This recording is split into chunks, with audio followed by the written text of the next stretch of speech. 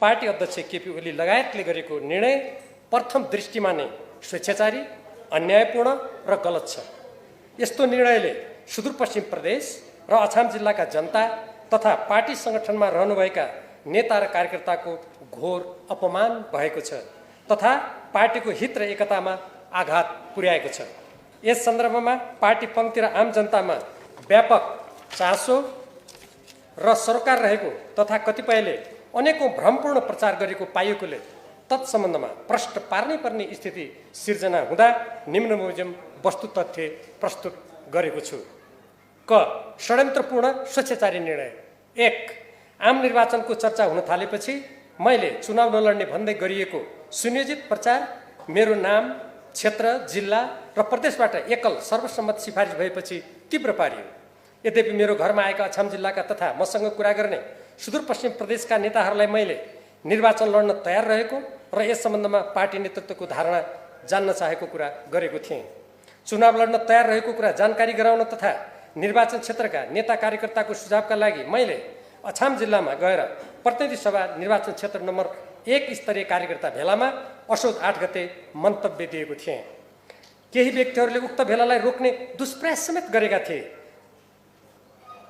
मैले चुनाव नलड्ने प्रचारको कार्यकर्ता भेलामा खण्डन भएपछि पार्टी कार्यक्रममा संलग्न रहेकै बेला सम्पर्कविहीन भनेर कुप्रचार गरियो। मैले खण्डन गरेँ। अध्यक्ष ओलीसँग माफी मागेपछि मात्र टिकट दिइने अर्को अत्तो प्रचारमा आयो। माफी माग्नुपर्छ भन्नु हास्यास्पद भन्ने मेरो धारणा सार्वजनिक गरेँ। पार्टी अध्यक्षको घरमा सुदूरपश्चिमका प्रमुख जिम्मेवारहरूसँगको बैठकमा मेरो नाम सर्वसम्मत एकल किन सिफारिस गरिएको भनी पार्टी अध्यक्षबाट जवाब मागिएको र उपस्थित हुनेहरूबाट आफ्नो छाला जोगाउने स्पष्टीकरण दिइएको भन्ने पनि जानकारी पाइयो। स्मरणीय छ, पार्टी अध्यक्ष केपी ओली र अछामकै निर्वाचन क्षेत्र नम्बर 2 का उम्मेद्वार लगायत धेरै उम्मेद्वारहरूको नाम एकल पठाइएकोलाई भने छलफलको विषय बनाइएन। पार्टीको जिम्मेवारीमा रहेका केही व्यक्तिहरूले अनेक पटक गुटगत बैठक गरी मलाई कसरी रोक्न सकिन्छ भन्नेबारे षड्यन्त्र गरिरहेका सूचना आइ नै रहे। अछाममा नै रहेको बेला असोज 11 गते मलाई उम्मेदवारी नदिने भन्ने जानकारी अछामकै व्यक्तिबाट फोनमा दिन लगाइयो। तर पनि मैले धैर्यपूर्वक औपचारिक पार्टी निर्णयको प्रतीक्षा गरेँ। अध्यक्ष ओली निकटका मानिसहरूबाट अछाममा मैले चुनाव जित्ने वा हार्ने स्थितिबारे सोधखोज गर्दा हराउन नसकिने निष्कर्षमा पुगेपछि मेरो उम्मेदवारी नै रोकिएको कुरा पनि सुनियो। मेरो उम्मेदवारी रोकिँदा जनता र कार्यकर्तामा उत्पन्न हुन सक्ने प्रतिक्रियाको कारण उम्मेदवारका लागि विभिन्न व्यक्तिहरूसँग पार्टी नेतृत्वले कुरा गरी अन्ततः सिफारिस नै नभएका व्यक्तिको नाम षड्यन्त्रपूर्ण किसिमले अगाडि सारियो। यसो गर्नु कार्यकर्ता र जनताको मत र भावनालाई कुल्चने षड्यन्त्रपूर्ण स्वेच्छाचारी काम भएको छर्लङ्गै छ। अछाम जिल्लामा लामो समयदेखि पार्टी निर्माण तथा विपक्षीका प्रहारको सामना गर्दै रगत र पसिना बगाउने नेता र कार्यकर्ताहरूले जनता र कार्यकर्ताको मत, भावना र चाहना विपरीत गरिएको निर्णयको विरुद्ध आवाज उठाएका छन्। दर्जनौं नेता र कार्यकर्ताहरूले पदबाट राजीनामा दिएका छन्। मनोनयन पत्र दाखिला गर्ने दिन स्वेच्छाचारी निर्णयको विरुद्ध नारा जुलुस भयो। गाउँ बस्तीहरूमा जनता अत्यन्त दुखी र आक्रोशित छन्। अन्यत्र पनि त्यस्ता प्रतिक्रिया देखिएका छन्। देश र जनताको हित, स्वाधीनता, स्वाभिमान, अधिकार, समृद्धि, न्याय र सुशासनको पक्षमा मैले उठाएको आवाजको पक्षमा अछामका साथै स्वदेश र प्रवासमा प्रकट भएको समर्थन, ऐक्यबद्धता र सहानुभूतिका लागि सबैमा आभार प्रकट गर्दछु। यो मेरो निम्ति देश र जनताको पक्षमा लडिरहने ऊर्जा र प्रेरणाको रूपमा रहनेछ। नेकपा एमाले निश्चित सिद्धान्त, विधि, पद्धति र कार्यक्रमको आधारमा शक्तिशाली बन्दै अगाडि बढेको हो। यही अनुरूप यस पार्टीले निर्वाचन सञ्चालन र उम्मेदवारको छनौट गर्नुपर्ने हो। नेपालको संविधानको धारा 269 ले पार्टीलाई निश्चित दर्शन, सिद्धान्त र कार्यक्रमको आधारमा चल्न निर्देशित गरेको छ। युनिफिकेसन चर्चसँग आबद्ध होली वाइन भन्ने चिनिएका एकनाथ ढकालको समानुपातिक प्रणाली मार्फत प्रतिनिधि सभा सदस्य सुनिश्चित गर्ने, निरङ्कुश व्यवस्थामा नेकपा एमालेका नेता र कार्यकर्ता प्रताडित गर्ने व्यक्तिलाई हेटौडामा उम्मेद्वार बनाउने, आफैले प्रतिक्रियावादी भनेको राप्रपा तथा अध्यक्ष ओली र माधव नेपालको राजविराजमा हत्यासम्म गर्ने दुष्प्रयास गर्नुका साथै संविधान दिवसलाई कालो दिवस एवं एमालेलाई नस्लवादी पार्टी भन्ने जसपासँग चुनावी साँठगाँठ गर्ने, लोकसभाका मानिसहरूलाई बिहान पार्टी प्रवेश गराएर दिउँसो उम्मेद्वार बनाउने, धन र सत्ताका अनेकौं कर्म र कुकर्म गरेकाहरूलाई धमाधम उम्मेदवार बनाउने कार्य पार्टीको कुन सिद्धान्त, विधि र अनुशासनभित्र पर्छ? के यस्तै पार्टी र व्यक्तिहरूलाई प्रश्रय दिएर समाजवाद आउँछ? जनताको बहुदलीयवाद भनेको यही हो र? यस्ता पात्रहरूको पार्टी निर्माणमा म र देशभरि चित्कार गरिरहेका एमालेका नेता र कार्यकर्ताहरूको भन्दा बढी योगदान छ र? नयाँलाई अवसर दिने कुरा गर्ने हो भने पार्टी अध्यक्ष र निकट ठानिनेहरूको हकमा लागू भएको खोइ त?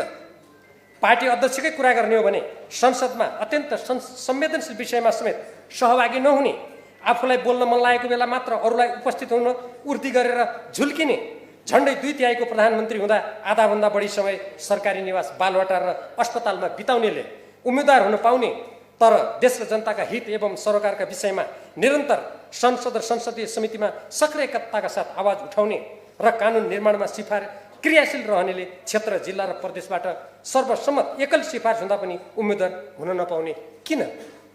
पार्टीको अनुशासन, सिद्धान्त र विधिको कुरा गर्ने हो भने पार्टीले प्रतिक्रियावादी भनेका र नेपाली समाजले कुपात्र ठानेका व्यक्तिहरू पार्टीको कुन अनुशासन, विधि र पद्धतिका रक्षक हुन् र?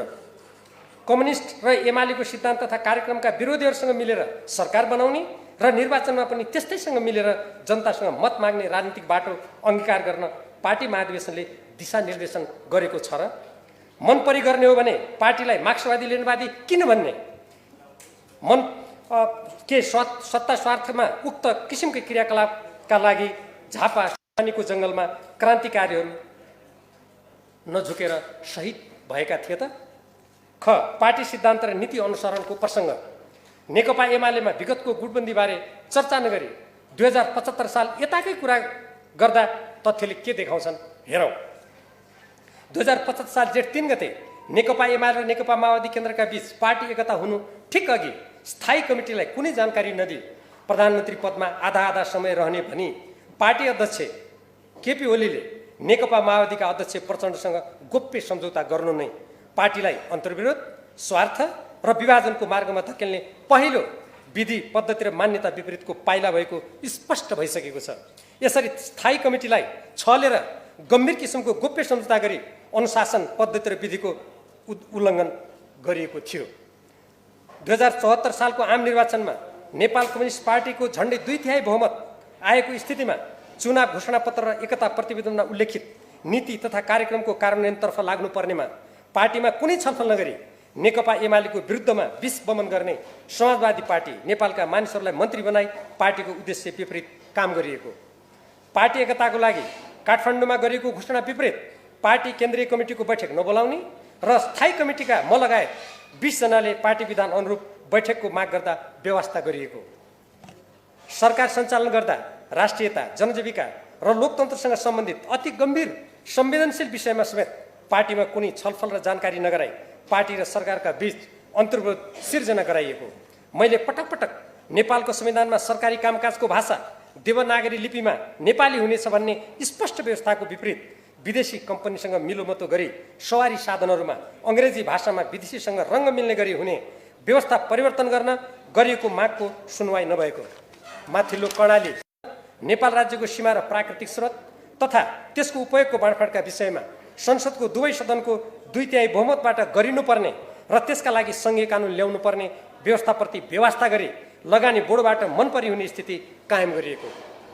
विभिन्न काण्डले दुर्नाम एवं कम्युनिस्टलाई शैतान भन्ने दक्षिण कोरियाका मुनको युनिफिकेसन चर्च समर्थित युनिभर्सल पिस फाउन्डेसन र सरकारको आयोजनामा मुनकी पत्नीलाई एसिया प्रशान्त क्षेत्रीय सम्मेलनको नाममा प्रधानमन्त्री स्वयंले होटलमा डेरा गरी आतिथ्य दिनुका साथै निजबाट एमालेका निर्वाचित प्रतिनिधिहरूलाई 2075 साल मक्सिर महिनामा कथित होली वाइन अर्थात् पवित्र झोल पान गराउने कार्यक्रम गरिएको। यस्तो क्रियाकलापलाई मैले नेपालको संविधान, राष्ट्रिय मर्यादा र पार्टी नीति विपरीत भनी स्थायी कमिटी र सार्वजनिक रूपमा विरोध गर्दा मलाई प्रहारको निशाना बनाइयो। नेपालको कानुन र हित विपरीत रहेको अमेरिकी मिलेनियम च्यालेन्ज कर्पोरेसन एमसीसी सँगको सम्झौताबारे पार्टीबाट गठित कार्यदलको प्रतिवेदनलाई बैठकमा प्रस्तुत गर्न नदिई सो सम्झौतालाई प्रतिनिधि सभामा पेश गरिएको तर राष्ट्रिय हित विरोधी एमसीसी कार्यान्वयन सम्झौता गरिएको। यस्तो गम्भीर विषयमा प्रतिनिधि सभामा छलफल गर्न नदिइएको। 2075 साल पुसमा परराष्ट्र मन्त्री प्रदीप ग्यावालीको अमेरिका भ्रमणको बेला असंलग्नता र स्वतन्त्र परराष्ट्र नीति विपरीत नेपालमा विदेशी सैनिक अड्डा रहने गरी अमेरिकी राज्य साझेदारी कार्यक्रम एसपीपीमा सहभागी हुने निर्णय भएको भनी अमेरिकी रक्षा मन्त्रालयको प्रतिवेदनमा उल्लेख भएको पाइएपछि सो सम्बन्धी कागजात स्थायी समिति र कार्यदलमा लिखित रूपमा माग गर्दा कुनै कागज छैन भनी नदिएको। तर केही समय अघि संसद र जनस्तरमा व्यापक विरोध भएपछि प्रधानमन्त्री केपी ओलीका पालामा सो सम्बन्धमा कार्यदल गठन गरी प्रतिवेदन तयार गरिएको भनी दाबी गरिएको, तर प्रतिवेदन बाहिर भने नल्याइएको एवं तत्कालीन प्रधानमन्त्रीहरू शेरबहादुर देउवा र पुष्पकमल दाहाल प्रचण्ड र नेपाली सेनाको तत्कालीन प्रधान सेनापतिले अमेरिकालाई पत्र पठाएको सार्वजनिक भएको।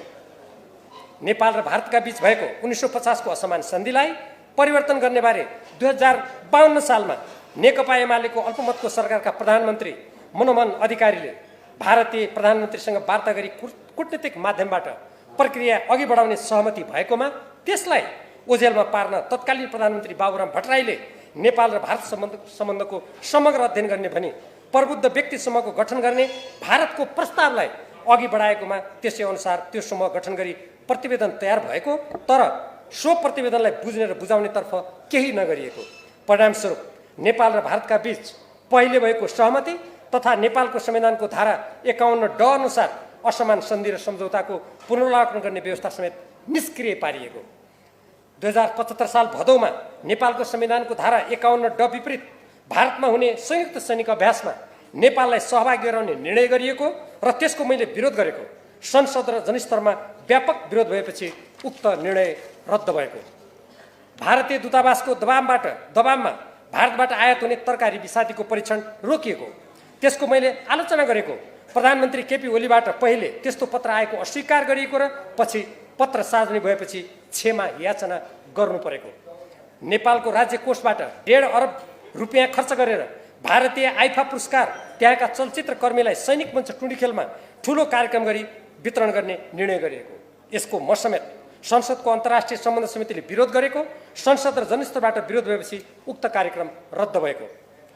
नागरिकता विधेयकबारे प्रधानमन्त्री निवास बालुवाटारमा 2 दिन छलफल गरी निष्कर्ष निकालेर राज्य व्यवस्था तथा सुशासन समितिमा 22 महिना छलफल भई प्रतिनिधि सभामा पेश भएको प्रतिवेदनलाई नेकपाको अत्यधिक बहुमत भएको बेला सदनमा निर्णयार्थ पेश गर्न नदिएको।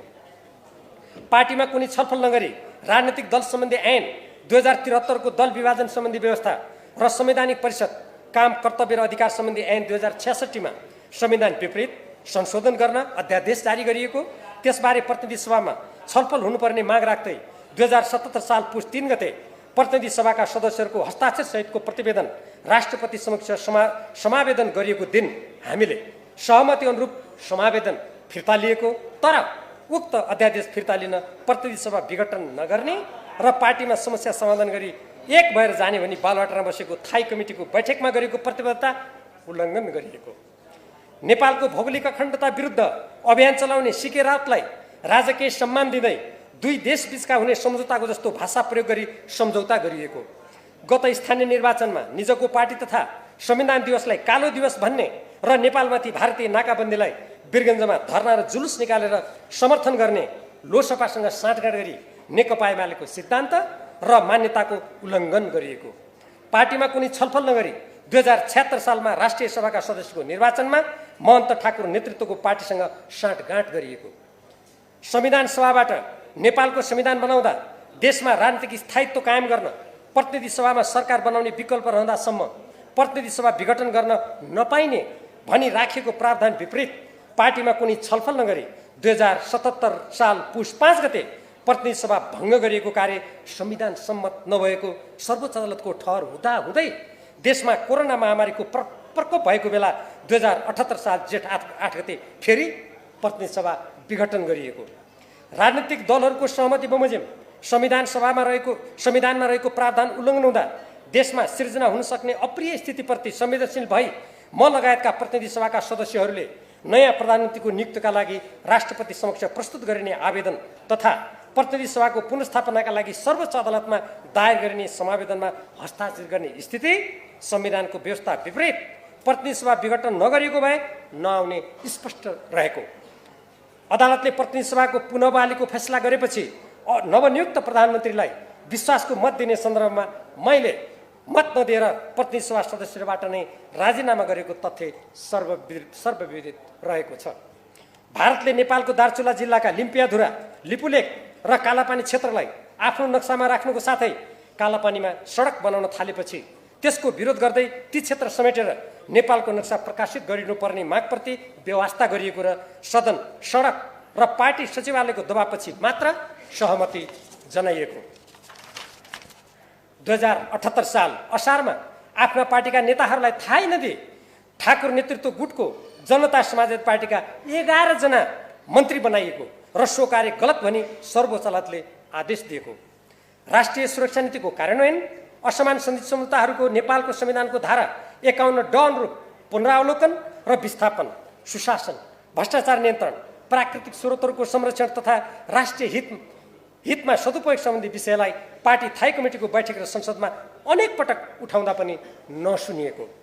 पार्टीका कतिपय महत्त्वपूर्ण केन्द्रीय विभागहरूमा पार्टी निर्माणमा कुनै योगदान नगरेका नाफाखोर, बिचौलिया र अन्तर्राष्ट्रिय वित्तीय पुँजीवादका पृष्ठपोषकहरूलाई जिम्मेवारी दिइएको तथा लामो समय निरन्तर पार्टीको लागि कठोर सङ्घर्ष गर्दै सङ्गठन निर्माण गर्ने कैयौँलाई नेकपा एमालेको महाधिवेशनबाट पारित राजनीतिक बाटो, नीति र कार्यनीति एवं जनताको बहुदलीय जनवादका मान्यताको विपरीत केन्द्रीय कमिटीको सदस्य र निर्वाचनको उम्मेदवारीमा पाखा लगाइएको।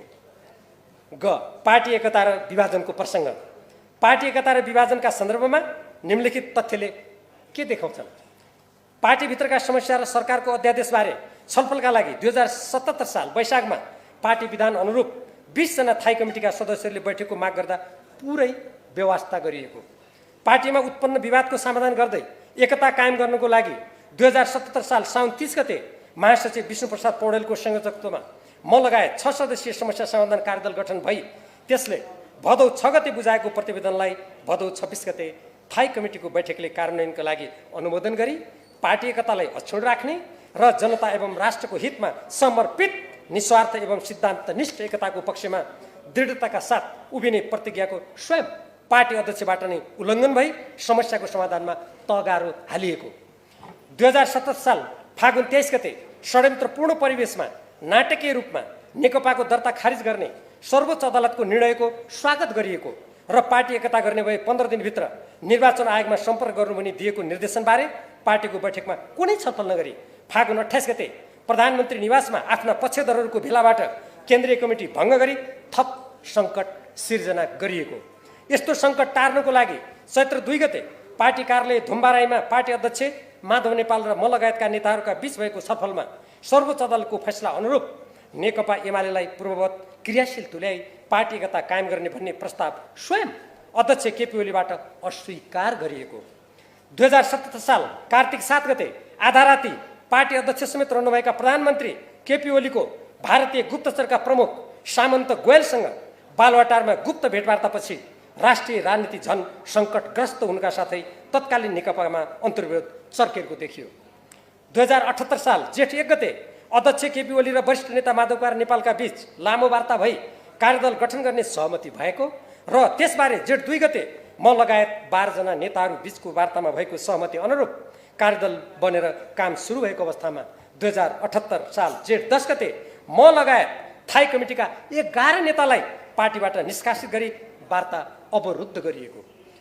पार्टी एकता कायम गर्ने उद्देश्यका साथ पुनः 2078 साल असार 20 गते प्रधानमन्त्री तथा पार्टी अध्यक्ष केपी ओलीसँग बालुवाटारमा भएको मेरो लामो कुराकानीमा कार्यदलको निष्कर्ष स्वीकार गर्ने र पूर्ण सहयोग गर्ने वचन प्राप्त भएपछि कार्यदलमा रहने मेरो अनिच्छा हुँदाहुँदै पनि मैले असार 21 गतेदेखि वार्ता सुरु गरी असार 27 गते अध्यक्ष ओली र वरिष्ठ नेता माधव नेपालसँगको समन्वय र सहमतिमा 11 जना थाई समितिका नेताहरूको निकै मेहनतपछि 10 बुँदे सहमति भएको।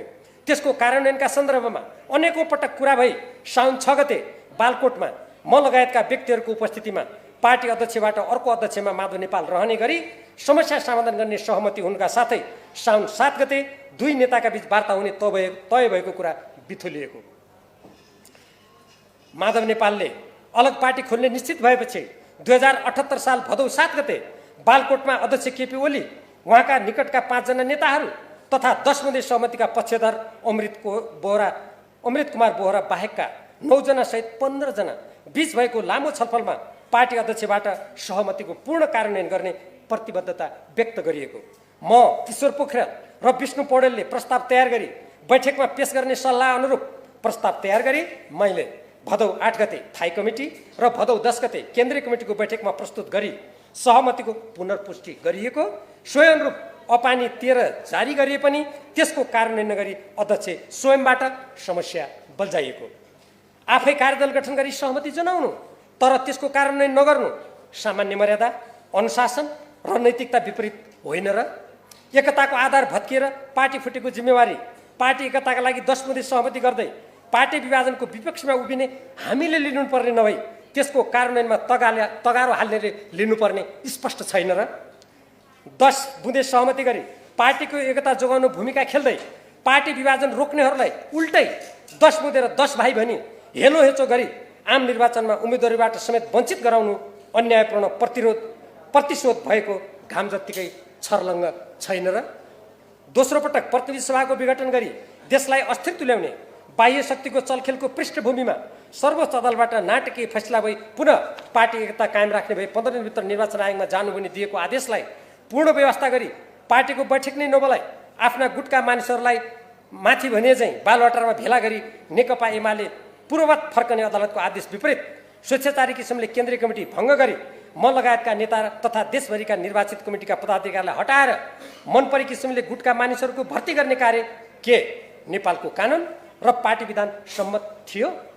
त्यस्तो स्वेच्छाचारी कार्यको विरोध गर्नु नेपालको संविधान र पार्टी विधान अनुरूप चल्ने शपथ खाएका हामी जस्ता इमान्दार पार्टी सदस्यको कर्तव्य हुँदैन थियो र? आफै समस्याको भुमरी सिर्जना गर्नेले दोष जति अर्काको टाउकोमा थोपर्न मिल्छ र? 2017 साल चैत 2 गते नेकपा एमालेको केन्द्रीय कार्यालयमा पार्टी अध्यक्षको टोलीसँग माधव नेपालको नेतृत्वमा म सहितको वार्ता टोलीले सर्वोच्च अदालतको निर्णयअनुसार नेकपा एमालेलाई पूर्ववत सक्रिय पार्न, विगतका अन्तर्विरोधहरूलाई मित्रवत समाधान गर्न र पार्टीलाई एकताबद्ध रूपमा अगाडि बढाउन गरेको आग्रहलाई पार्टी अध्यक्षबाट अस्वीकार गरियो।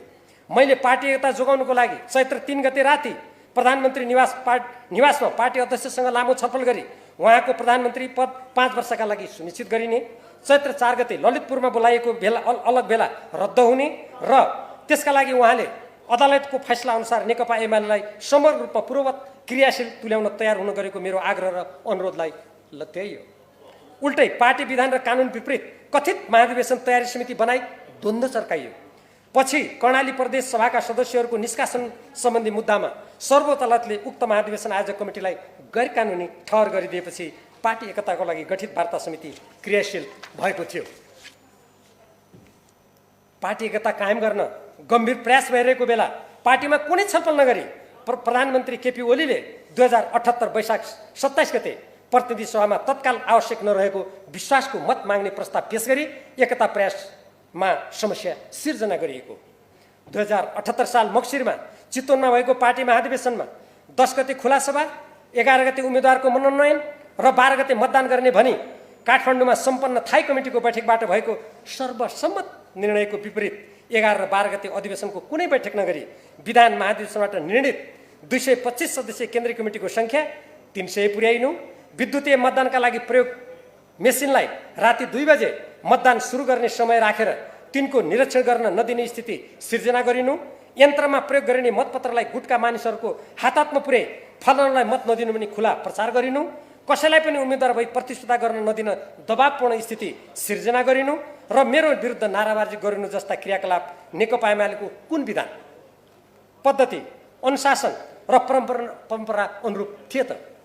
यो विषय मैले यसअघि उठाएको थिएन, तर अहिले पार्टी विधान, पद्धति र अनुशासनको कथित हल्लाको आवरणमा मलाई उम्मेदवार हुन नदिने प्रपञ्च गरिएकोले यहाँ उल्लेख गर्न बाध्य भएको हुँ। पार्टीलाई व्यवस्थित गरी एकताबद्ध बनाउने र बहुमत प्राप्त सरकारलाई बुद्धिमत्तापूर्ण किसिमले पार्टीको सिद्धान्त र कार्यक्रमको मार्गमा पुरा अवधि चलाउने जिम्मेवारी पार्टी अध्यक्ष र प्रधानमन्त्रीको होइन र? अरू कसैको टाउकोमा दोष थुपारेर इतिहासले क्षमा दिन सक्छ र? टेकेका पाइलाहरू इतिहासमा नमेटिने गरी अङ्कित भइसकेका छन्। झन्डै 2/3 बहुमत प्राप्त पार्टीले 3 वर्ष बित्दा नबित्दै सङ्घमा र प्रदेशमा सरकारबाट बाहिर हुनु परेको पीडा देश जनता पार्टी पङ्क्तिले बेहोरेको छ। जहाँसम्म पार्टीको अन्तरसङ्घर्षमा पक्षधरताको विषय छ, पार्टी अध्यक्ष र सचिवालयका नेताहरू नै अन्तरसङ्घर्ष चर्काउने काममा संलग्न भएपछि पार्टी पङ्क्ति पक्ष विपक्षमा विभाजित हुने नै भयो। यस्तो पक्षधरताको विषय मेरो हकमा मात्र किन आकर्षित हुन्छ? 2054 सालमा पार्टीमा अन्तर्द्वन्द्व हुँदा पनि त्यस्तो भएको थियो, तर पार्टीलाई एकताबद्ध तुल्याउने सहमति भएपछि त्यसको इमान्दारीका साथ कार्यान्वयन हुनुपर्ने होइन र? अध्यक्ष केपी ओलीका निकट भनिनेहरूले मैले संसदमा पार्टीसँग सल्लाह नगरी बोलेको भन्ने कुरा गरेको सुनियो। नेपालको राष्ट्रिय हित विपरीत 1 दर्जन सम्झौता सहितको एमसीसी सम्झौतालाई गठबन्धन सरकारले अनुमोदनका लागि प्रतिनिधि सभामा पेश गर्दा त्यसको विरुद्धमा मैले मतदान गर्नु के पार्टीको राष्ट्रिय स्वाधीनताको रक्षामा उभिनुपर्छ भन्ने मान्यताको विपरीत थियो? के एमाले एमसीसीको समर्थन गर्नु भनी संसदमा निर्देशन हुइप जारी गरेको थियो? यसबाहेक संसदमा मैले जति कुरा राखेको छु उपनेता र प्रमुख सचेतकको परामर्श र जानकारीमा राखेको छु। साथै संसदमा देश जनता र कानुनी राजको पक्षमा बोल्न सबै सदस्यलाई अधिकार हुन्छ र लोकतन्त्रमा अझ मार्क्सवाद र द्वन्द्ववाद मान्छु भन्ने कम्युनिस्ट पार्टीमा देश र जनताको पक्षमा निर्धक्क बोल्नै नपाइने र फरक मत राख्नै नपाइने तर्क गर्नु सामन्ती निरङ्कुशतावादी सोच हो। सार्वभौम जनता र राष्ट्रिय स्वाधीनता तथा हितमा निर्धक्क बोल्दा अनुशासनका कुरा गर्नेहरू देशभक्तिपूर्ण आवाज बन्द हुनुपर्ने कुतर्कका वाहक मात्र ठहरिन्छन्। उपरोक्त तथ्यले गल्ती कमजोरी वा आलोचना आत्मालोचना वा माफी माग्नुपर्ने भए कसले किन त्यसो गर्नुपर्ने हो भन्ने देखाउँछन्। थप तथ्य खोतल्न आवश्यक भए खोतलौँ। कसैले आत्मालोचना गर्नुपर्ने वा माफी माग्नुपर्ने थियो भने वा कसैलाई दण्डित गर्नुपर्ने थियो भने गत विधान महाधिवेशन 10औं महाधिवेशनमा र पार्टीका बैठकमा कुरा किन नउठाएको त? अहिले कथित अनुशासन र पार्टी विभाजनका कुरा कोट्याएर पार्टीमा लामो समयसम्म रगत पसिना बगाएका पार्टीका प्रतिबद्ध कैयन व्यक्तिहरूलाई निर्वाचनमा उम्मेदवारीबाट वञ्चित गरी विगतमा नेकपा एमालेको उछित्तो काट्ने धनकुबेर, विदेशीका चाटुकार, दलाल पुँजीपति, प्रतिक्रियावादी, नोकरशाही, चाकडी र चाप्लुसीका महारथीहरूलाई प्रश्रय दिनु नेकपा एमालेको सिद्धान्त, विचार, कार्यक्रम, नीतिको उल्लङ्घन ठहरिन र दशकौं पार्टीमा योगदान गरेका थाई कमिटी सदस्य र पार्टी नेताहरूलाई लत्याएर विरोधी सिद्धान्तका जनताबाट अस्वीकृत व्यक्तिलाई उम्मेदवार बनाउनु कुन सिद्धान्त र नैतिकता हो? आज देशको राजनीति, अर्थतन्त्र, सुरक्षा र शिक्षा, संस्कृति लगायत राज्यका सबै क्षेत्र र अङ्गमाथि राज्य सञ्चालकहरूले खेलबाड गरिरहेका छन्। देशका सिमाना मिचिँदैछन्। कार्यपालिका, व्यवस्थापिका र न्यायपालिका पथ विचलित र अस्थिर बनाइएका छन्। सुरक्षा निकायहरूमा समेत राजनीतिकरण, व्यथिति र बाह्य प्रभावका विषाणुको संक्रमण बढ्दो छ। देशका प्राकृतिक स्रोतहरू धमाधम विदेशीको हातमा सुम्पने प्रतिस्पर्धा चाहिँ देखिन्छ। बाह्य हस्तक्षेप र अतिक्रमण तीव्र र व्यापक बनिरहेको छ। देशको ऋणभार कुल गार्हस्थ्य उत्पादनको 41.4% पुगिसकेको छ। जताततै नीतिगत र आर्थिक भ्रष्टाचार व्याप्त छ। देशका कर्मठ र सृजनशील युवाहरू विदेश पलायन भइरहेका छन्। फलस्वरूप गम्भीर सामाजिक र पारिवारिक समस्या सिर्जना हुँदैछन्। राज्यका सञ्चालकहरू स्वयं देशलाई जनशक्ति निर्यात गर्ने घृणित कुकर्ममा संलग्न छन्। कृषि क्षेत्रलाई तहस नहस पारिएको छ र यसलाई विदेशी कम्पनीको हातमा पुर्याउने प्रपञ्च रचिँदैछ। विश्वविद्यालय र शिक्षा क्षेत्र अस्तव्यस्त गर्दै संविधानको समाजवाद उन्मुख व्यवस्था बलियो बनाउने भन्ने मान्यता विपरीत शिक्षालाई अत्यन्त महँगो बनाई सामान्य जनताका सन्तति आत्मग्लानि र निराशाको शिकार भइरहेका छन्। देशको संस्कृतिमाथि खुला बाह्य अतिक्रमण भइरहेको छ। नेपाली समाजको धरातल नै समाप्त गर्ने दुराशयबाट बाह्य पैसा र सहयोगको आडमा कानुन विपरीत धर्मान्तरण गराइँदैछ। अन्तर्राष्ट्रिय जगत र दक्षिण एसियामा नै शक्ति राष्ट्रका क्रियाकलाप र भूमिकाबाट नेपाल जस्तो संवेदनशील भू राजनीतिक अवस्थिति भएको देशमा पर्ने कुप्रभावप्रति सत्ताको बागडोर लिनेहरू उदासीन र गैरजिम्मेवार देखिएका मात्र छैनन्, सत्ता स्वार्थका लागि बाह्य शक्तिका सामु लम्पसार हुने किञ्चित नहिचकिचाएका परिदृश्यहरू देखिँदैछन्। यस्ता विषयमा निर्वाचनमा कुनै बहस र छलफल गरिँदैन। पार्टीको सिद्धान्त, नीति र कार्यक्रमलाई जनताको अभिमतको परीक्षणमा राखेर जनादेश लिनेतर्फ रुचि राखिँदैन। निर्वाचनलाई केवल अमुक व्यक्तिले जे गरेर भए पनि, जसको शरण परेर भए पनि कसरी पदमा पुग्ने, गुट स्वार्थ कसरी पुरा गर्ने भन्नेमा मात्र केन्द्रित गराइँदैछ। समानुपातिक उम्मेदवार छनौटलाई नेता विशेषको गुट स्वार्थ पुरा गर्ने र लेनदेनको माध्यम बनाइरहेछ। निर्वाचनमा नेपालको संविधानले निर्दिष्ट गरेको राजनीतिक, आर्थिक, कूटनीतिक र राष्ट्रिय सुरक्षाको पक्षप्रति व्यवस्था गर्दै कतिपय प्रमुख राजनीतिक पात्रहरू र राज्य सञ्चालकहरूका चरम स्वेच्छाचारी कामकुरा र चरित्र छरपष्ट भइरहेका छन्। स्वच्छ प्रतिस्पर्धा र सुशासनलाई विकृत र कमजोर तुल्याउँदै लोकतन्त्रलाई दलीय निरङ्कुशता र तानाशाहीमा पतन गराइँदैछ। यसरी राजनीतिलाई निहित स्वार्थ पूर्ति गर्ने सिद्धान्तहीन, नीतिहीन र गन्तव्यहीन घोर अवसरवादी विकृत खेलमा परिणत गरिँदैछ। यस्तो स्थितिमा देश र जनताप्रति संवेदनशील सबै राजनीतिक दलमा रहेका नेता र कार्यकर्ता, बुद्धिजीवी, नागरिक समाज, पत्रकार जगत, राष्ट्रसेवक, पेशा व्यवसायी तथा देशभक्त जनताले फराकिलो सोचका साथ गम्भीर रूपमा चिन्तन मनन गरी अग्रसर हुनु आवश्यक देखिएको छ। उक्त स्थितिमा परिवर्तन गरी राष्ट्रिय राजनीतिलाई भ्रष्टाचार, बाह्य हस्तक्षेप र व्यथितिबाट मुक्त गरी संविधान सम्मत, सिद्धान्त सम्मत आदर्शको बाटोमा ल्याउनु अत्यावश्यक छ। यस सन्दर्भमा हाल चलिरहेको सङ्घीय प्रणाली अन्तर्गत केन्द्र, स्थानीय तह र प्रदेशका क्रियाकलाप तथा त्यसबाट देश र जनताको तत्कालीन एवं दीर्घकालीन हक हितमा परिरहेको असरबारे समीक्षा र पुनरावलोकन गरिनुपर्ने देखिसकेको छ। नेकपा एमालेमा मैले 5 दशक धेरै पसिना बगाएको छु। अनेकौं जोखिम र कष्टकर क्षणहरूको सामना गर्दै यस पार्टीको विस्तार र विकासमा योगदान गरेको छु। यहाँ मैले उम्मेदवारी पाएँ कि पाइन भन्ने विषयभन्दा नेकपा एमालेको घोषित दर्शन, सिद्धान्त, नीति र कार्यक्रम विपरीत दक्षिणपन्थी शक्ति र व्यक्तिहरूसँगको साँठगाँठ तथा स्वदेशी र विदेशी प्रतिक्रियावादीहरूसँग सामिप्य र चलखेलले उम्मेदवारीमा दखल भएको त होइन भन्ने चिन्ता हो। नेपालको राष्ट्रिय हित, स्वाधीनता, स्वाभिमान, अखण्डता तथा विधि एवं सुशासनको पक्षमा उठ्ने आवाजलाई संसदमा कमजोर बनाई दमन गर्ने खेलबाट नेपालको भविष्यमा पर्ने नकारात्मक असरप्रतिको सरोकार हो। मेरो उम्मेदवारी रोकिनुमा स्वदेशी तथा विदेशी प्रतिक्रियावादीहरूले गाँच्दै आएको राजनीतिक परिवेशका वाहकहरू जिम्मेवार रहेको छ।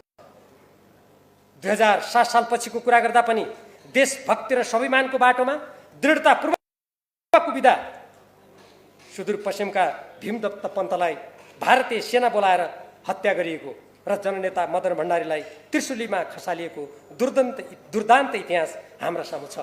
तर सँगै न्याय र स्वतन्त्रताका लागि एवं बाह्य आक्रमणकारीका विरुद्ध वीरतापूर्वक लडेको नेपालीहरूको देशभक्तिपूर्ण गौरवशाली इतिहास पनि जीवित छ। विगतको इतिहास र वर्तमान परिवेशलाई मनन गर्दै नेकपा एमालेका मार्क्सवादी दर्शन र देशभक्तिपूर्ण विचारयुक्त नेता र कार्यकर्ताहरूले गलत पक्षको विरुद्ध र सही पक्षको रक्षामा एक भएर सशक्त रूपमा अघि बढ्नु आवश्यक देखिएको छ। पार्टी कसैको निजी वा निजी स्वार्थ पूर्ति गर्ने माध्यम होइन, त्यसो हुनु हुँदैन।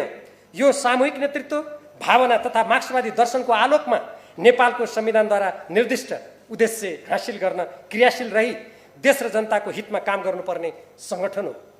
त्यसकारण मेरो अगाडि आगामी निर्वाचनमा उम्मेदवार भई विजयी हुन, स्वतन्त्र उम्मेदवार हुने लगायतका विकल्प भए पनि त्यसतर्फ म अग्रसर नभएको हुँ। विशाल पङ्क्तिमा रहेका देशभक्त, सिद्धान्तनिष्ठ र इमान्दार नेता र कार्यकर्ताले पार्टीलाई देश र जनताको सर्वोपरि हितमा अघि बढाउन पार्टीले भन्दै आएको कानुनी राज, विधि पद्धति अनुरूप राज्य र पार्टी सञ्चालन, भारतसँगको 1950 को सन्धि एवं असमान र अपमानजनक गोर्खा भर्ती सन्धिको खारेजी, नेपालका लिम्पियाधुरा, लिपुलेक र कालापानी लगायतका अतिक्रमणमा परेका भूभागमा नेपालको हकभोक कायम गर्ने, तराईमा डुबान र सिमानामा 10 गजा अतिक्रमणको समस्या समाधान गर्न अग्रसर हुने, राष्ट्रिय आत्मनिर्भर अर्थतन्त्रको निर्माणको लागि स्वदेशी कच्चा पदार्थमा आधारित राष्ट्रिय उद्योग धन्दाको विकास गरी राष्ट्रिय उत्पादन बढाउने, प्राकृतिक स्रोत र जनशक्तिलाई देश विकासमा सदुपयोग गर्ने, जनसङ्ख्याको राजनीतिबाट नेपालको स्वाधीनता समाप्त गर्ने खेलबाट जोगिन नागरिकता विदेशीहरूका लागि खुला नगरी नेपाली पुरुषसँग विवाह गर्ने विदेशी महिलालाई 7 वर्ष स्थायी आवासीय परिपत्र दिएर त्यसपछि मात्र राजनीतिक अधिकारमा नागरिकता दिने, बाह्य हस्तक्षेप र दबावबाट राज्यका सबै अङ्ग र क्षेत्रलाई मुक्त गर्ने, स्वतन्त्र र असंलग्न परराष्ट्र नीतिलाई व्यवहारमा दृढताका साथ अवलम्बन गर्ने र शोषण, अन्याय र विभेदका सबै रूपहरूलाई समाप्त गर्ने जस्ता विषयहरूमा भूमिका खेल्नेछन् भन्ने आशा र अपेक्षाका साथ पार्टीको सिद्धान्त र कार्यक्रमको पक्षपोषण तथा पार्टी सङ्गठनको रक्षा र विकासका खातिर चुनौती र अपमानको सामना गरी उभिँदै आएको छु।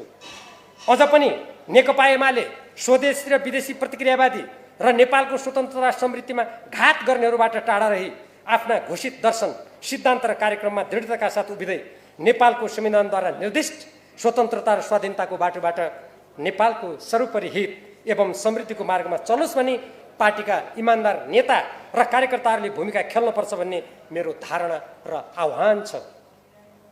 न्यायको रक्षा नगरी अन्याय पराजित हुन सक्दैन।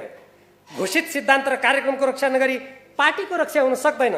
राष्ट्रिय हित र स्वाधीनताको पक्षमा निर्भीकताका साथ नउभि बाह्य हस्तक्षेप र षड्यन्त्रलाई रोक्न सकिन्न। यही मान्यताका साथ म आजको बिन्दुसम्म प्रयासरत छु। देश र जनताको पक्षमा मैले उठाउँदै आएको झण्डा अविचलित निरन्तर समाति नै रहनेछु। देश र जनताको हक हित र विरुद्धका विचार र गतिविधि विरुद्ध सङ्घर्ष जारी रहनेछ। यसमा मलाई विश्वास छ नेपाली जनता र पार्टीका अधिकांश कार्यकर्ता सदस्यको साथ सहयोग रहनेछ। पार्टी कुनै अन्धविश्वास र अन्धभक्तिको मन्त्र जप्ने थलो होइन। देश र जनताको हितमा क्रियाशील रहनुपर्ने गतिशील संस्था हो। आगामी दिनहरूमा राष्ट्रिय राजनीति र पार्टीको गति र मति अनुरूप नै मेरा पाइलाहरू अगाडि बढ्नेछन्। आगामी मक्सिर 4 गते हुने आम निर्वाचनलाई पनि देश र जनताको सर्वोपरि हित र स्वाभिमानको रक्षा एवं सम्वर्धन गर्ने अवसरको रूपमा सदुपयोग गर्दै सोही अनुरूप उम्मेदवारहरूलाई विजयी तुल्याउन मेरो आग्रह छ।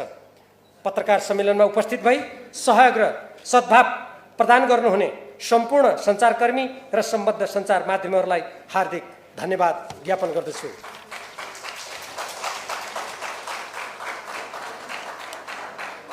यसबाहेक पत्रकार साथीहरूका कुनै जिज्ञासा प्रश्न छन् भने राख्नुको लागि म हार्दिक आमन्त्रण गर्दछु र म यथाशक्य उचित उत्तर दिनेछु।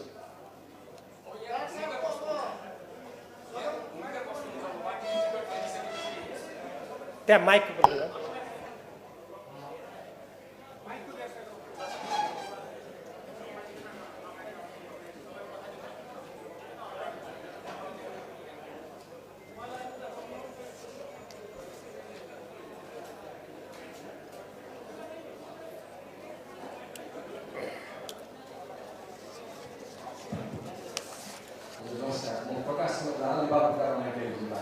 नेकपा एमालेमा यहाँले 5 वर्ष योगदान गरे भनेर भन्नुभयो। अहिले आएर पार्टीभित्र एउटा ध्रुवीकरणको अवस्था देखिसकेपछि तपाईँ जस्ता पार्टीलाई यो ठाउँमा ल्याउनुको लागि योगदान दिने व्यक्तिहरूलाई जित्ने वातावरण नबनाइसकेपछि अब भिन्नाहरूको भूमिका के हुन्छ भन्ने आम नागरिकले जिज्ञासा राखेका छन्। एमाले भित्रै योगदान गरेका केही व्यक्तिहरू स्वतन्त्र उम्मेदवारी दिएर आफ्नो राजनीतिक भविष्य तय गर्नका लागि लागिरहँदा भिन्नाहरूले के हिम्मत गर्न सकेन? किन एमाले अथवा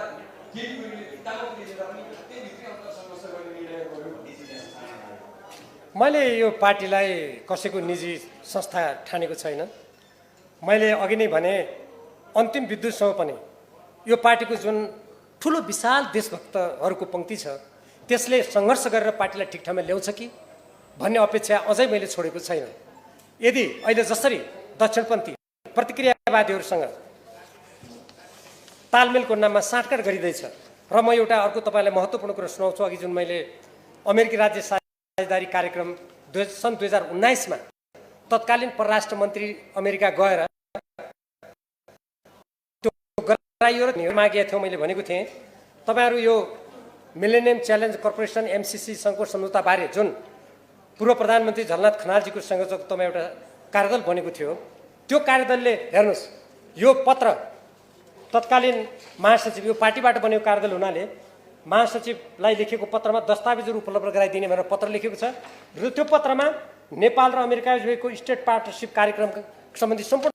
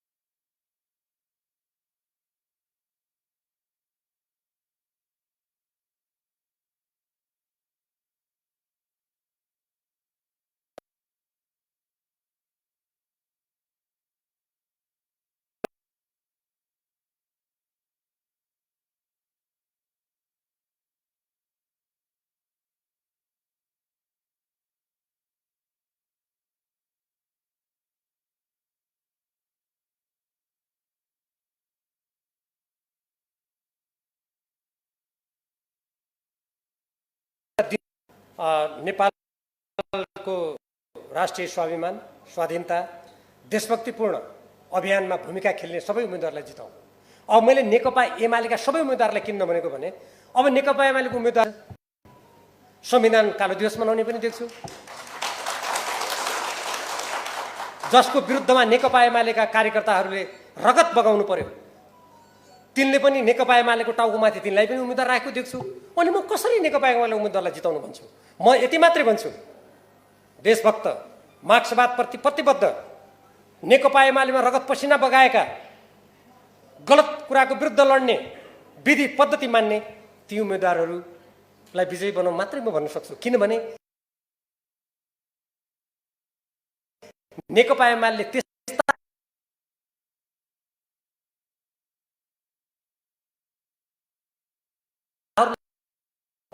तर उहाँ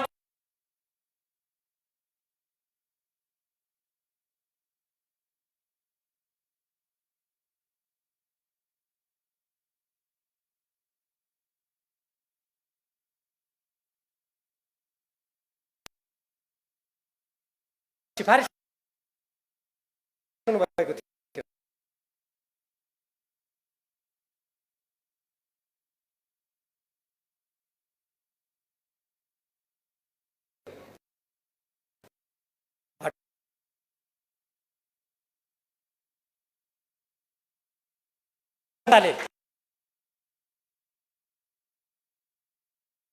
पछि कहिलेकाहीँ विद्रोह पनि हुन्छ।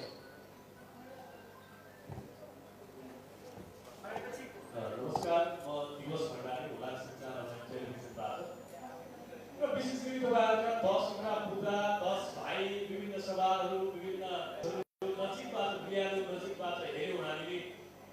कुनै कालखण्डमा थोरै अगाडि जति बेला समाजवादी पार्टी बन्ने तर्खरमा थियो, तपाईँहरू ठ्याक्कै यो प्रतिगमनको विरुद्ध भनेर त्यसरी सङ्घर्ष गरिरहनु भएको थियो र तपाईँले न प्रतिगमनको विरुद्धमा निर्णय गर्न सक्नुभयो, समाजवादीको पक्षमा जान सक्नुभयो, न एमालेमा जमेर बस्न सक्नुभयो। आजको अवस्था त्यो छ र त्यही अवस्थाको प्रतिफल आज तपाईँलाई टिकट दिए र त्यो समयमा तपाईँले सांसदबाट राजीनामा सवालहरूलाई पनि तपाईँले पठाउनु भयो र आजको दिनमा यो आजको फेरि आजको यो घटनाक्रममा तपाईँ यो जुन स्टेजमा उभिएर जुन नेतृत्वको विरोध गरिरहनु भएको छ, अध्यक्षको विरोध गरिरहनु भएको छ, भोलि उहाँलाई भोट दिनु पर्दैन भन्ने किसिमका म्यासेजहरू छरिरहनु भएको छ। यसले भोलिको दिनमा यो पार्टीभित्र तपाईँको अस्तित्व रहला भित्र हजुर डाक्टर साहब? मैले यो पार्टीमा मात्र होइन, यो धरतीमा मेरो अस्तित्व रहन्छ कि रहँदैन भन्ने कुरालाई प्रमुख ठानेको छैन। मैले हाम्रो मातृभूमि, जुन ठाउँको हामीले अन्न पानी खाएका छौँ, यो मातृभूमिको अस्तित्व रहन्छ कि रहँदैन भन्ने मेरो चिन्ता हो, पहिलो कुरा। दोस्रो कुरा, जहाँसम्म निर्वाचनमा टिकट नपाउँदाखेरि कुनै पार्टी अध्यक्षको विरोध गरेको भन्ने कुरा गर्नुभयो, मैले उल्लेख गरेका यहाँ जति पनि कुराहरू छन् त्यहाँ कुनै व्यक्तिको विरोध छैन। व्यक्तिले गरेका पार्टीका नीति, सिद्धान्त, विधि विपरीतका कुराहरू आफू गर्ने अनि अहिले टिकट दिने बेलामा मैले गरेको भनेर जनतालाई झुक्क्याउने कुराको यहाँ मैले खण्डन गरेको छु। व्यक्तिगत विरोध होइन, यो नेकपा एमालेको सिद्धान्त, विधि, नीति, नेपालको संविधान, कानुन, मर्यादाको रक्षाको कुरा मैले गरिरहेको छु। जहाँसम्म समाजवादीमा किन नलागेको 10 मुदेको कुरा गर्नुभयो, मैले अघि नै भने 10 मुदे सम्झौता गर्ने कार्यदल गठन गरेर त्यो कुरा गर्नुपर्छ भन्ने स्वयं पार्टी अध्यक्ष केपी ओलीजी र माधव नेपालजी होइन र? के देशलाई म हाँक्छु, म जनतालाई विश्वास दिलाउँछु भन्नेले आफ्नै मुखले भनेका वचनहरू, आफ्नै हातले गरेका हस्ताक्षरको विरुद्ध जान मिल्छ? त्यसैले मैले निष्ठाको राजनीतिको कुरा गरेको हुँ, कर्तव्य परायणताको कुरा गरेको हुँ। त्यसैले यहाँ कुनै व्यक्ति विशेषको कुरा छैन।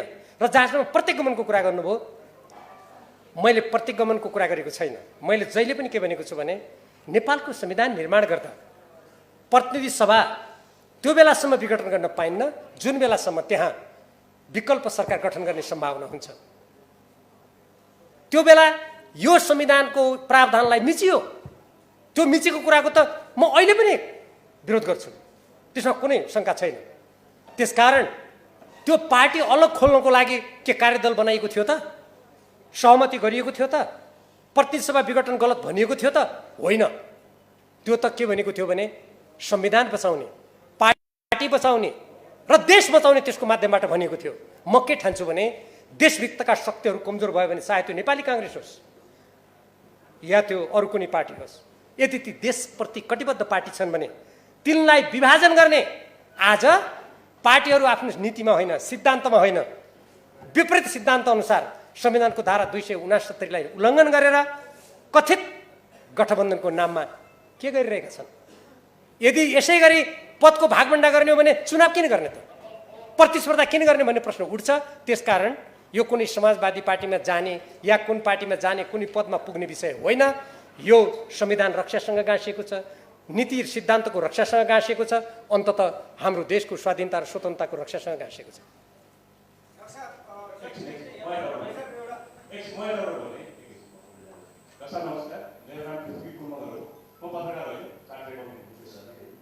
तपाईँलाई एमाले उम्मेदवारको रूपमा आउनबाट रोक्ने कुरा अपेक्षित नै थियो, किनभने तपाईँले पटक पटक गोली लगायत मुद्दाको ठिका मान्छेहरू आज तपाईँलाई सहयात्री सबैले टिकट पाउने तर तपाईँ साथी नपाउने र यस्तो अवस्थामा तपाईँलाई ती 10 महिनातिर 8 हेरेकोहरूले चुक्क शब्द एक शब्द पनि नबोल्दा तपाईँलाई कस्तो लाग्छ? हेर्नुहोस्, अब को बोल्छ को बोल्दैन भन्ने कुरा मान्छेको निजात्मक कुरा हो। मैले यहाँबाट फलानु बोल्यो फलानु बोलेन भन्नु उचित हुँदैन। एक दोस्रो कुरा, तपाईँले जुन मैले र घनश्यामजीले मात्रै पाइने भन्नुभयो नि, हेर्नुहोस्, झापा जिल्लाको कुरा गर्ने हो भने म अन्तर्राष्ट्रिय सम्बन्ध समितिको सदस्य थिएँ संसदमा। त्यसको सभापति हुनुहुन्थ्यो पवित्र निरोला खरेल। उहाँको श्रीमान केपी ओलीजीसँगै झापा आन्दोलनमा कारावासको सजायमा पर्नुभएको 2033 सालमा उहाँले सुरुङ खनेर जेलबाट कारागारबाट भाग्दा पुनः गिरफ्तार गरेर केपी ओलीजी भन्दा अझ थप 3 वर्ष बसेर 17 वर्ष जेल पर्नुभएको। उहाँले न केन्द्रीय सदस्य पाउनुभएको छ न उम्मेदवारी। त्यो मेरो मात्र कुरा होइन। त्यसकारण मैले यहाँ भनेको छु, पार्टीको नीति के हो, विधि के हो, सिद्धान्त के हो, उम्मेदवारीको मापदण्ड के हो, जनता र कार्यकर्ताको भावना के हो, के त्यो मापदण्ड, त्यो जनताको भावना, हिजोका व्यवस्थाका अत्याचारीहरू, यो देशलाई होली वाइनमा डुबाएर नेपालको धरातल समाप्त गर्नेहरू र संविधानमा आगो लगाएर नेपालमा नाकाबन्दी लगाउने कुराका समर्थकहरूलाई त्यहाँ पुर्याउने। अनि मैले अघि तपाईँले चर्चा गर्नुभएका म मात्रै होइन, हेर्नुहोस्, दर्जनौँ त्यस्ता नेताहरू छन्। उनीहरूलाई पाखा लगाउने कुराको यो विरोध हो र सैद्धान्तिक रूपमा, राजनीतिक रूपमा यस्तो कुराको विरुद्ध नलडी नेकपा एमाले पार्टी अब यो नेकपा एमालेको रूपमा रहन सक्दैन। यसको नाम मार्क्सवादी लिनुभए त झन् रहन सक्दैन। त्यो उहाँहरूलाई नै सोध्नुपर्छ। उहाँहरूको तर्फबाट मैले जवाब दिने कुरा भएन। नमस्कार, म सुदीप बर्देवा बागमती टेलिभिजनबाट। तपाईँले पार्टीको नीति विधि सिद्धान्तको कुराकानी गर्नुभयो। तपाईँ र केपी ओली बिचको लडाइँ आजदेखिको होइन। तपाईँलाई धेरैले राष्ट्रवादी नेता पनि भन्छन्, तर तपाईँलाई यति नमिठो गरी केपी शर्मा ओलीले यसपटक पछाडि दिनुभयो कि त्यसको चितकारको रूपमा यति धेरै ठुलो सङ्ख्यामा पत्रकारहरू उपस्थित गराएर चाहिँ आफ्नो चितकार पोखिराखेको हो भनेर आम जनताले सोध्यो भने त्यसको उत्तर के दिनुहुन्छ? आम जनताले त्यसो भन्दैनन्। किनभने केपी ओलीजीसँग मेरो लडाइँ लामो हो भन्नुभयो, गलत कुरा हो। केपी ओलीजीको प्रधानमन्त्रीत्वमा म उपप्रधानमन्त्री हुँ, कसरी लामो लडाइँ हो? होइन। उहाँलाई म 32 सालदेखि केन्द्रीय कारागारबाट चिन्दछु, त्यो पनि होइन। कुरो के हो भने जब राजनीतिक दलहरू सिद्धान्त छोड्छन्, नीति छोड्छन्, जब गलत बाटोमा जान्छन्, त्यसभित्रका इमान्दार कार्यकर्ताले त्यसको विरुद्ध लड्नुपर्ने हुन्छ। यो चित्कार होइन, यो राजनीतिक र वैचारिक सङ्घर्ष हो। त्यसकारण अब यसमा म अर्को पटक साथीहरूलाई त्यो माइक प्रयोग गर्न भन्छु र म अब यसपट्टि एकदम छोटो मात्रै, थोरै मात्रै प्रश्न लिन्छु। अब यतापट्टि दिनुभए हुन्छ।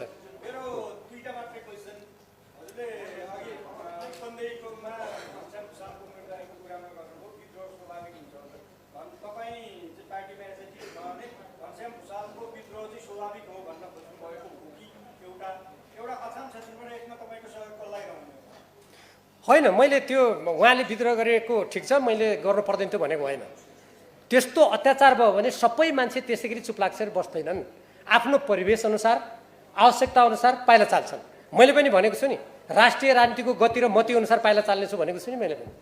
त्यसकारण त्यो आफ्नो परिवेश हुन्छ। उहाँ जस्तो नेतालाई निर्वाचनको उम्मेदवार नबनाएर पञ्चायतकालमा त्यही क्षेत्रका जनताले अस्वीकृत गरेको मान्छेलाई त्यहाँ लिँदा यहीँबाट सोध्नुहोस् त त्यहाँका जनताले के भन्छन्। मैले त्यो भनेको हो। जहाँसम्म अछामकलाई सहयोग हुन्छ तपाईँले भन्नुभयो, म त्यो क्षेत्रमा पार्टीलाई लामो समय निर्माण गर्दै आएको हो। अब त्यहाँका जनता र कार्यकर्ताले मलाई सर्वसम्मत रूपमा सिफारिस गर्नुभयो। अब त्यहाँका जनता कार्यकर्ताका माग भावना उनीहरूका भनाइ के हुन्छन् त्यसलाई म गम्भीर रूपमा हेर्छु। म प्रेमसिंह बस्नेत पूर्व सैनिक डाक्टर राव मेरो पूर्व रक्षा मन्त्री पनि हुनुहुन्छ। मैले स्वतन्त्र व्यक्ति हुँ, म कुनै पनि पार्टीमा छैन। मैले तपाईँलाई रिटायरमेन्ट भएदेखिको फलो गरिरहेको छु। यो त नेसनल आइकन तपाईँ आम सेनाको मनमा हुनुहुन्छ, आम नेपालीको मनमा हुनुहुन्छ। केपी ओलीको हैसियत हामीलाई थाहा छ। तपाईँले हार्नु भएको छैन। तपाईँ यो देशमा विजयी हुनुभएको छ। तपाईँ एमाले पार्टीभित्र एउटा मात्र व्यक्ति त्यस्तो जन्मिनु भएको छ जसले होली वाइनको विरोध गर्यो, एमसिसीको विरोध गर्यो, एसपिटीको विरोध गर्यो, नागरिकताको विरोध गर्यो। त्यो विरोध हामीले थाहा पायौँ। अब संसद भर्दैछ, अब फेरि आउने संसद भर्दैछ। दुईटा व्यक्तिले संसद, एउटा नेमा केपाको प्रेम शिव, त्योभन्दा बढी माननीय भीमराव। अब यो संसद भर्दैछ, यो बिच तपाईँ नडराउनुहोस्। यहाँ नेपाल आमाका पुत्र धेरै छन्, पुत्रीहरू धेरै छन्। तपाईँको विजय छ, नेपाललाई बचाउनुहोस्। यो देशमा तपाईँको काल हुन्छ, नडराउनु। तपाईँको जय बनाउँछु, तपाईँको लागि म मर्न तयार छु, नडराउनुहोस्। जय माता। धन्यवाद। यसमा मैले डराउने कुरा पनि छैन, मैले पराजित भएको महसुस गरेको पनि छैन। हेर्नुहोस्, पृथ्वीनारायण शाहबाट हाम्रो देशको एकीकरण भयो। यो देशले थुप्रै आरोह अवरोहको सामना गर्यो। अङ्ग्रेज साम्राज्यवादीहरूले देशमा आक्रमण गर्यो, तर हामी नेपालीहरूले आफ्नो स्वाधीनताको रक्षा आजसम्म गर्दै आएका छौँ। मलाई विश्वास छ आगामी दिनहरूमा हाम्रो देशभक्ति, हाम्रो राष्ट्रप्रतिको प्रतिबद्धता, हामीले निर्माण गर्न खोजेको समृद्ध नेपालको अभियान त्यो बन्द हुँदैन। त्यसकारण म निराश पनि छैन, मनोबल मेरो खस्केको पनि छैन। तर कुरा के हो भने गलत कुराको विरोधमा सशक्त आवाज नउठाई सङ्घर्ष नगरी ठिक कुरा अगाडि आउन पनि सक्दैन। कुरा त्यति मात्रै हो। अब म एक दुईवटा मात्रै प्रश्न लिन्छु।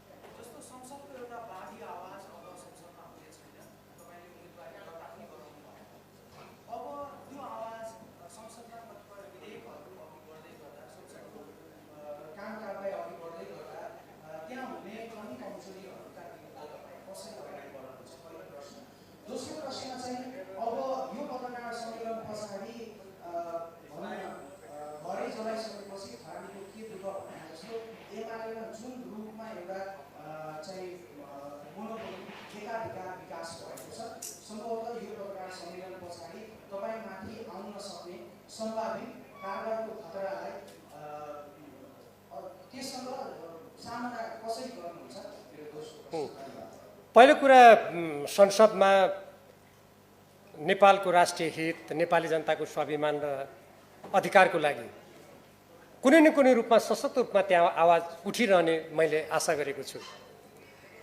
मैले आफ्नो भूमिका संसदमा नभए पनि देशभक्त नागरिकको हैसियतबाट म निरन्तर सशक्त रूपमा उठाइरहन्छु।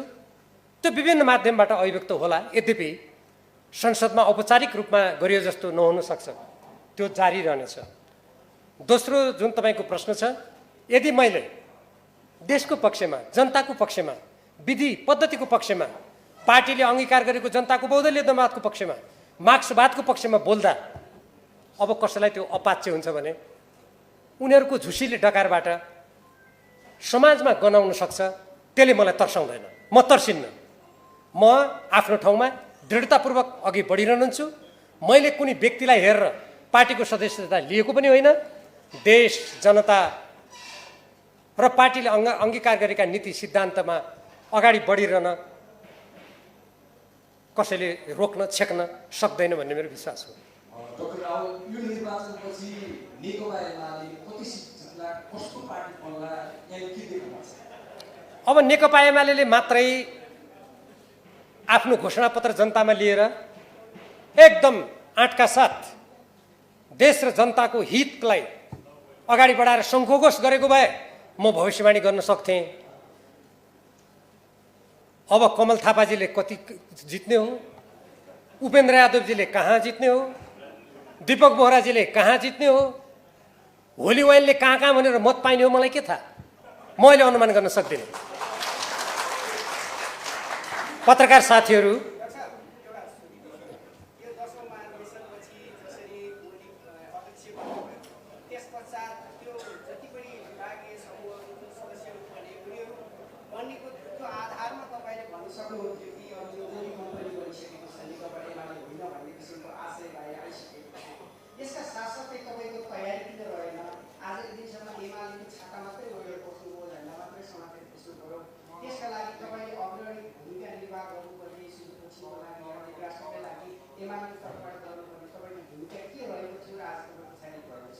मैले त्यो दिशामा पर्याप्त काम गरेँ, तर यहाँहरूलाई थाहा छँदैछ नेपाल अत्यन्त संवेदनशील भू राजनीतिक अवस्थामा रहेको छ।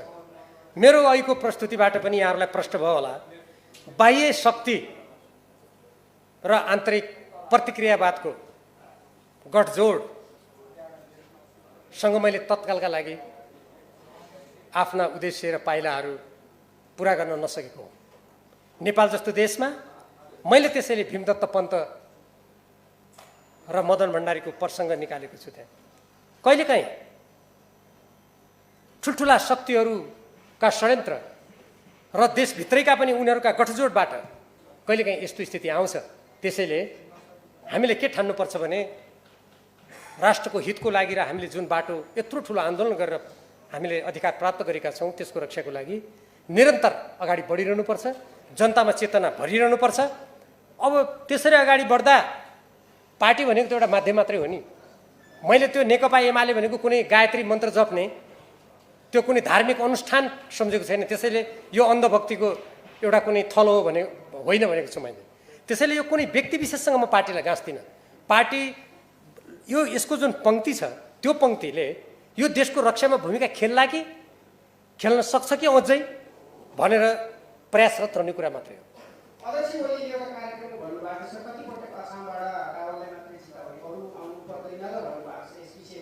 त्यसको लामो जवाबै चाहिँदैन। त्यसमा ओलीजीलाई झापाबाट मात्रै किन जिताउने त?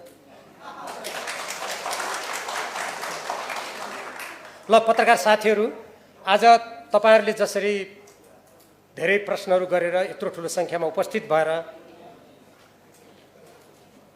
राष्ट्रिय राजनीति, पार्टी राजनीति र अहिलेको आम निर्वाचनमा उम्मेदवारका सम्बन्धमा मेरा धारणाहरू नेपाली जनतामा प्रेषित गर्ने काममा सहयोग पुर्याइदिनु भयो। यसको लागि म तपाईँहरूलाई पुनः हार्दिक धन्यवाद दिन चाहन्छु र आगामी दिनहरूमा पनि हाम्रा राष्ट्रिय हित, जनताका अधिकार र समृद्धिका साझा सवालहरूमा हामी सँगसँगै यात्रा गर्ने विश्वासका साथ अहिले तपाईँहरूबाट बिदा हुन चाहन्छु। धन्यवाद, नमस्कार।